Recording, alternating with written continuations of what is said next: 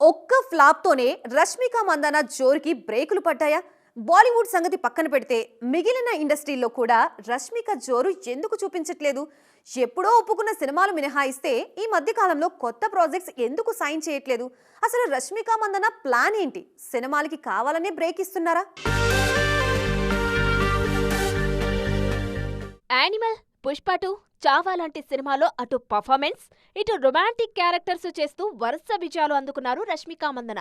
ఈ 3 సినిమాలతో అమ్మడు బాక్సాఫీస్ క్వీన్ అయిపోయారు. ఈ మధ్యలో సికిందర్ ముంచేసిన కుబేరా మళ్లీ నిలబెట్టింది. ఈ సినిమాలో మరోసారి తన పర్ఫార్మెన్స్ తో ఆకట్టుకున్నారు రష్మిక. నిజానికి సికిందర్ పై రష్మిక మందన చాలా ఆశలే పెట్టుకున్నారు. కానీ అందులో ఆమె పాత్ర 2 పాటలు 3 సీన్లతో సరిపెట్టేశారు. రష్మిక లక్ తో బాయ్ హిట్ ట్రాక్ ఎక్కుతాడనుకుంటే బాయ్ దెబ్బకు రష్మిక ఫ్లాప్ అందుకుంది. ఎంత కవర్ చేసినా సికిందర్ తర్వాత రష్మిక జోరుకు కాస్త బ్రేకులైతే పడ్డాయి. ఈమె ఆశలన్నీ థామా సినిమాపైనే ఉన్నాయిప్పుడు. థామాలో గ్లామర్ రోల్ చేస్తున్నారు రష్మిక. స్త్రీ 2, ముంజియా, చావా లాంటి సెన్సేషనల్ సినిమాలు నిర్మించిన మ్యాడాక్ నుంచి వస్తున్న సినిమా థామా. ఇది హారర్ రొమాంటిక్ డ్రామా.